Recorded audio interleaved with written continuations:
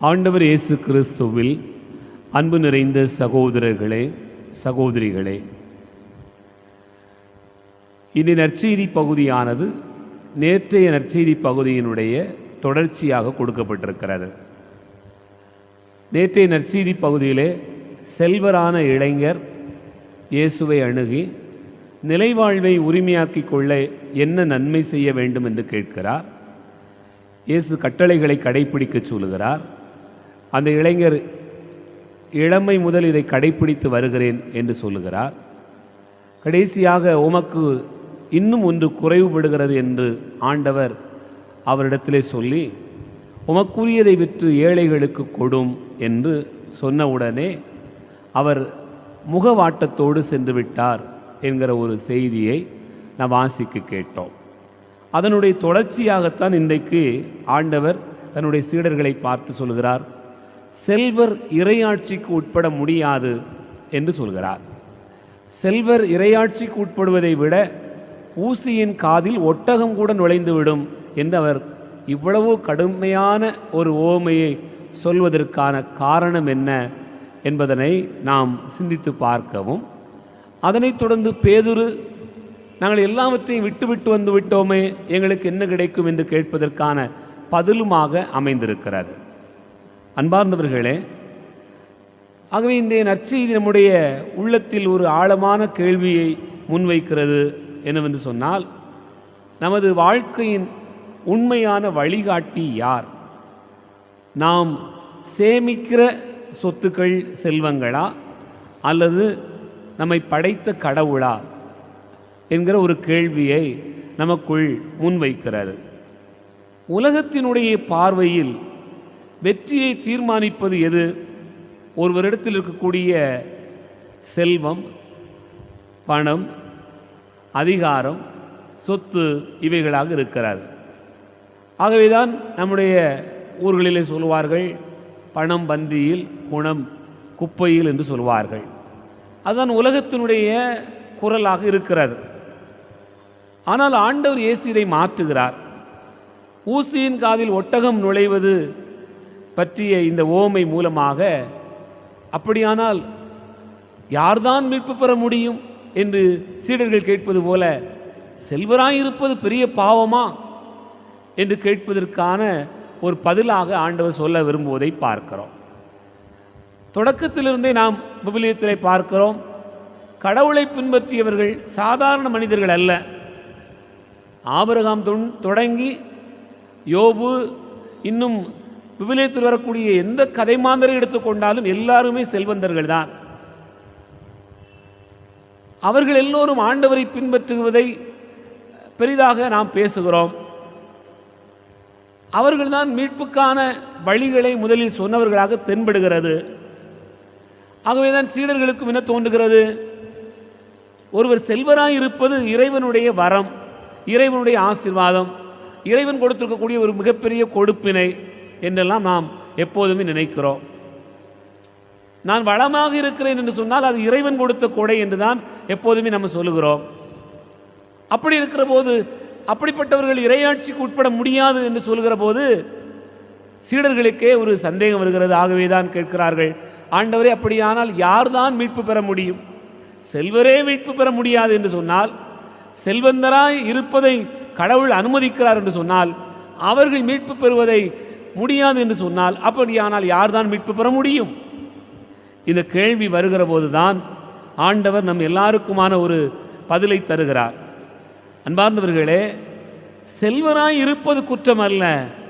ஆனால் நம்முடைய இதயத்தை ஆக்கிரமிப்பு செய்திருக்கக்கூடிய அந்த செல்வம், சுயநலம், பொருளாசை, அவைகளை சுட்டிக்காட்டி அதை தவிர்க்க வேண்டும் என்பதுதான் இறைவன் நமக்கு சொல்ல விரும்புகிற செய்தியாக பார்க்கிறோம். ஆகவேதான் பொருட்களை பயன்படுத்துங்கள், மனிதரை நேசியுங்கள், கடவுளை வழிபடுங்கள் என்று இறையாட்சியினுடைய தத்துவமாக ஆண்டவர் சொல்கிறார். ஆனால் நாமோ என்ன செய்கிறோம் என்று சொன்னால், மனிதர்களையும் கடவுளையும் கூட பயன்படுத்திவிட்டு பொருட்களை அதிகமாக நேசிக்க தொடங்கி விடுகிறோம். அப்படித்தான் இந்த செல்வந்தன் பொருட்களை அதிகமாக நேசிக்க தொடங்கியதால் செல்வத்தை விட்டுவிட முடியவில்லை. அப்படி பொருளை நேசிக்கிறவர், செல்வத்தை நேசிக்கிறவர் அதை விட்டுவிட முடியவில்லை என்று சொன்னால் இறைவனை எப்படி நேசிப்பார்? அவர் எப்படி இறைவனுக்குரியவராக வாழ முடியும்? அவர் எப்படி இறையாட்சிக்குள்ளாக போவார்? அந்த கேள்விதான் ஆண்டவர் இயேசு இன்றைக்கு சொல்லுகிற பதிலாக இருக்கிறது.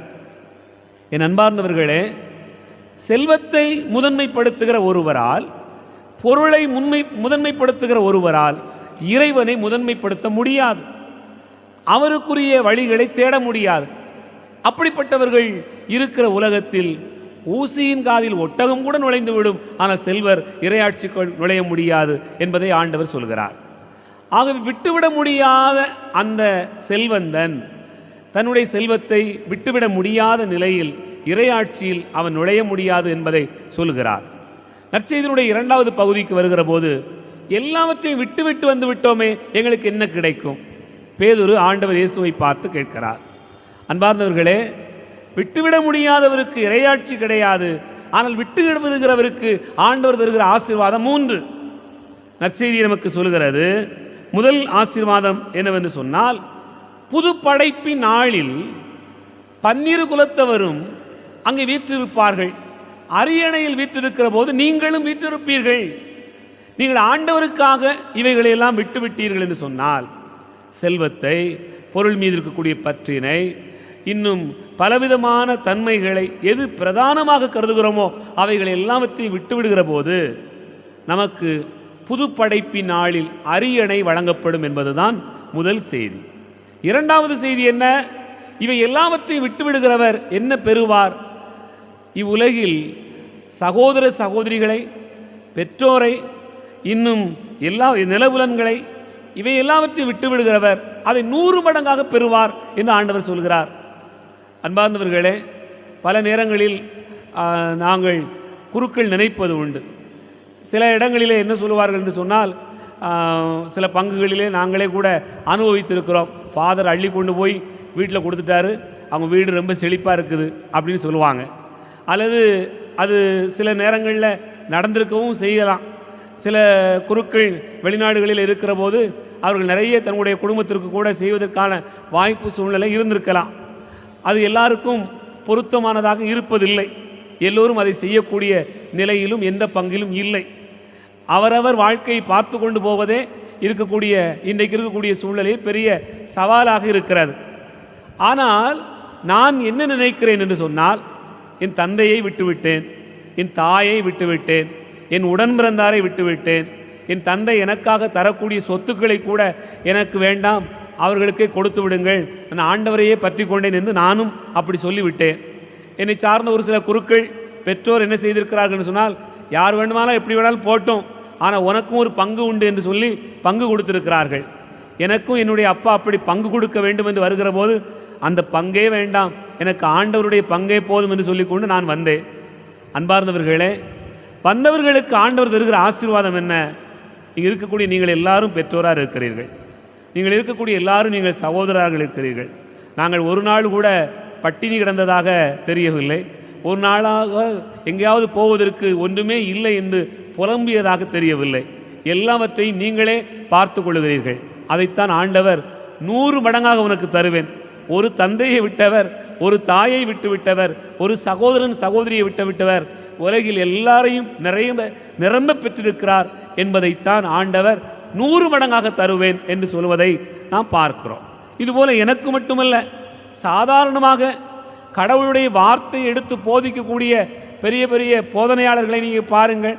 அவர்கள் நடத்தக்கூடிய நிறுவனங்களாக இருக்கலாம், அவர்களுடைய குடும்பத்தினுடைய வளர்ச்சியாக இருக்கலாம், எல்லாவற்றையும் ஆண்டவருக்காக அவர்கள் செய்கிற போது அது 100 மடங்காக அவர்களுக்கு வழங்கப்பட்டிருக்கிறது என்பதைத்தான் நான் நினைத்து பார்க்கிறேன். ஒருவேளை இதில் குறைபாடுகள், இதில் வேறுபாடுகள், மாறுபட்ட சிந்தனைகள் உங்களுக்கு இருக்கலாம். ஆனால் உண்மையில் நான் பார்க்கிற போது விட்டுவிடுகிறவர் அதிகமாய் பெற்றுக்கொள்கிறார் என்பதைத்தான் நாம் நினைத்து பார்க்கிறோம். நீங்கள் யோசித்து பாருங்கள், எதை நாம் விட்டுவிட மறுக்கிறோமோ அதுவே நம்மை காயப்படுத்துகிறது. மன்னிக்க முடியவில்லை, அதை விட்டுவிடவே முடியவில்லை அப்படி சொல்கிறவர்களுக்கு வாழ்க்கையில் மீண்டும் மீண்டும் கவலைகளும் கஷ்டங்களும் கூடிக்கொண்டே இருக்கிறது. ஆனால் அதை விட்டுவிடுகிறவர் அதை விடவும் அதிகமான ஆசீர்வாதத்தை பெற்றுக்கொள்கிறார். ஆகவேதான் நாங்கள் விட்டுவிட்டு வந்தோமே என்று பேதுரு கேட்கிற போது ஆண்டவர் சொல்கிற முதல் ஆசீர்வாதம் புதுப்படைப்பின் நாளில் அரியணையில் நீங்கள் விற்றிருப்பீர்கள் என்று சொல்கிறார். இரண்டாவது, நீங்கள் 100 மடங்காக பெறுவீர்கள் என்று சொல்கிறார்.